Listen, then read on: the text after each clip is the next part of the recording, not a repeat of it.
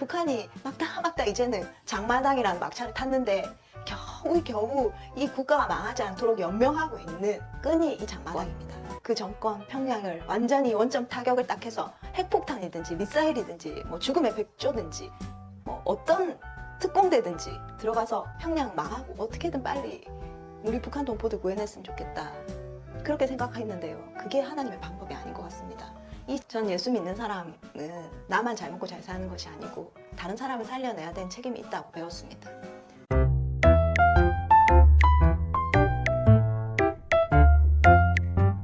찍진의 여왕! 오늘도 북한의 자유와 복음의 소식을 들고 북진하는 여자 이정아입니다. 반갑습니다. 잘 지내셨나요? 오늘은 놀라운 소식을 먼저 하나 전해드리고 시작할까 합니다. 윤 대통령 탄핵이랑 김건희 특검을 계속해서 주장해왔던, 한 번도 이것을 변경시키지 않았던 촛불 시위가 이번에 주제를 변경했습니다. 대북 전단 반대로 말입니다. 평화 촛불로 촛불 시위 색깔도 바꾸고 저번 주에는 대북 전단 감시단 발족 선포식을 했는데요. 와, 놀랍지 않습니까? 전 세계에서 가장 강력한 항공모함, 화려한 무기, 한미연합훈련 계속 추진하고 있는 우리 윤 대통령보다 더 위협적인 무기라고 땅땅땅 못 박아주는 것 같아가지고 저는 감사하기도 하고 또 우와, 이게 현실인가 싶기도 합니다. 저 평화 촛불 시위 하시는 분들 모두 직진의 여왕 두 번째 영상 평화 통일을 어떻게 하는지 들으시기를 왕 추천드립니다. 직진의 여왕이 하는 풍선은 전쟁이 없는 평화 통일, 평양의 민주화를 위해서 지금 일하고 있습니다. 촛불 시위 하시는 분들이 원하는 통일이 평화 통일이라면 너무 애쓰시지 마시고 복음 풍선에 후원하시고 쉬시면 좋을 것 같습니다. 또 한 가지는 오늘 용산 대통령실 청산에 우물풍선이 떨어졌는데요. 이것은 좀 사안이 심각한 것입니다. 이런 식으로 머리띠 여왕이 위협하는 거겠죠? 그래도 이런 주요 지역은 안보가 더 강화되어야 할 필요가 있다고 저는 생각합니다. 지금 풍선을 조준해서 타격할 수 있는 것을 만들고 있다고 합니다. 아직 상용화 직전이라고 하는데 우리 윤 정부의 강력한 국방과 함께 섬세한 안보도 기대해 봅니다. 이번에는 오늘 제목처럼 장마당과 대북풍선이 어떤 관련이 있는지 한번 얘기해 보려고 합니다. 공산당은 항상 일당 체제인데요. 북한에서는 예외로 두 개의 당이 있다고 하죠. 바로 노동당과 장마당인데 그 정도로 장마당 없이는 살 수 없는 이 북조선 우리 동지들이 되었습니다. 장마당은 쉬운 말로 하면 시장이죠. 우리는 시장이 전통시장도 있고 마트도 있고 백화점도 있고 아울렛도 있고 편의점도 있고 뭐 여러 방법 여러 형태로 24시간 존재하기 때문에 북한 시장에 대해서 좀 이해가 어려울 수 있는데요. 간단히 말씀드리자면 시장은 자기 물건을 다른 사람의 돈과 바꾸는 장소잖아요. 그런데 자기가 소유한 물건이 있어야 되고 타인이 소유한 자산도 있어야 되는데 북한은 국가 경제체제상 사유재산을 인정하지 않습니다. 공산당은 사유재산을 인정하지 않습니다. 그렇다면 시장이 없어야지 당연한 건데 사유재산을 인정하지 않고 사유재산을 인정합니다. 이런 모순 덩어리 나라가 어떻게 지금까지 존재하는지 유지되고 있는지 알다가도 모를 일입니다. 인간에게 두 가지를 자극하면 자기가 원하는 것을 받아낼 수 있다고 합니다. 한 가지는 뭔가 하면 한 가지는 욕심입니다. 그 사람이 원하는 것을 해주는 거죠. 그리고 두 번째가 두려움입니다. 근데 북한은 확실히 이 두려움과 공포로 나라 전체를 움직이고 있는 것 같습니다. 어쨌든 그렇게 막아도 장마당이 계속 생기는 이유는 너무 가난해져서 배급이 다 끊기고 굶어 죽기 일보 직전이 되었기 때문에 스스로 살 길을 찾지 않으면 가족 전체가 몰살당할 위기에 처했기 때문에 이 장마당이 점점 고난의 행군 때부터 활성화되었죠. 그래서 국가에서 시간을 정해놓고 장마당을 허락했다고 하는데요. 정권을 유지하기 위해서 어쩔 수 없지만 정권의 가장 위협적인 것이 장마당이 아닐까 싶습니다. 여기서 그들이 원하는 것만 거래되는 게 아니라는 말씀이시죠. 이 시점에서 저번 시간에 말씀드렸던 이상과 현실의 괴리감에 대해서 한 번 더 짚고 넘어가고 싶은 생각이 듭니다. 이 공산주의를 만든 카를 마르크스, 자본주의에서 인간의 힘으로 유토피아를 이루는 방법이 있다고 했습니다. 사회는 점점 진화하는데 자본주의에서 사회주의로, 사회주의에서 공산주의로 진화되면 결국에는 우리가 원하는 그 꿈의 유토피아를 만들어낼 수 있다.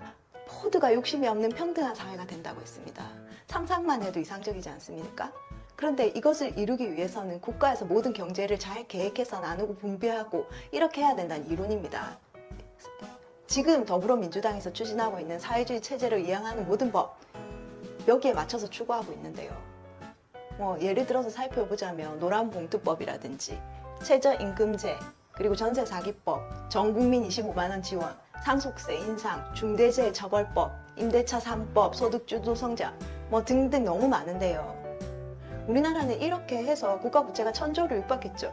결국에는 가난한 나라로 가는 길을 선택하게 되었는데요. 우리는 이런 이상과 현실을 구분해야 되는 거죠. 국가에서 어떻게 한다고 해도 우리 국민이 깨어 있어야 된다는 겁니다.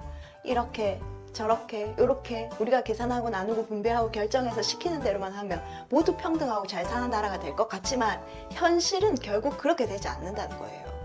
그러면 이런 진화의 절차를 거쳐서 아프리카 어느 국가보다도 세계 최빈국이 된 북한 보시면 알 수 있지 않습니까? 그러면 잘 사는 나라는 어떻게 하면 부국이 되는가? 그냥 시장에 맡기면 됩니다. 시장에서 더 많이 결정되도록 두면 됩니다. 국가가 개입을 적게 하면 됩니다. 그러면 저절로 잘 사는 사람이 많아지고 국가도 잘 살게 되고 굶어 죽는 사람도 사라지게 되고 그래서 국가 빚도 적어지게 됩니다. 그런데 왜 사회주의 국가들은 왜 망하지 않는 걸까요? 시장 때문입니다. 인간은 모두 교환 본능을 가지고 있기 때문에 내가 가지고 있는 것 더 좋은 것과 바꾸고 싶은 거예요. 그렇게 해서 더 잘 살고 싶은 거죠. 그것을 막을 수가 없습니다. 하나님이 인간을 지은 본능이라는 거죠. 북한이 막다 이제는 장마당이라는 막차를 탔는데 겨우 이 국가가 망하지 않도록 연명하고 있는 끈이 이 장마당입니다. 장마당도 규칙이 있는데요. 한국 물건은 절대 거래할 수 없습니다. 그래서 상표를 떼고 판다던가 암거래를 한다던가 이렇게 한다고 합니다. 이것을 복음풍선과 한번 연결시켜 보겠습니다. 우리 복음풍선을 차근차근 말씀드리고 있는데요. 우리가 보내는 복음풍선은 풍선 안에 들어있는 이 물품들이 타이머가 다 되면 묶고 있는 실이 풀어져서 그 보따리가 공중에서 열립니다.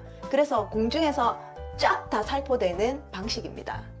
어벤져님 보내주신 영상을 한번 보면 좋겠습니다. 이렇게 살포됩니다. 그러니까 성공한다면 풍선은 살포된 물품 주위에 떨어지지 않습니다. 그냥 상공을 날아가지요. 그래서 저희가 물품 하나하나를 100g 내로 최대한 가볍게 만들어서 이 풍선 보따리에 넣는 겁니다. 북한 전 지역에 떨어지는데요. 바람 따라서 타이머가 15분 단위로 맞춰져 있습니다.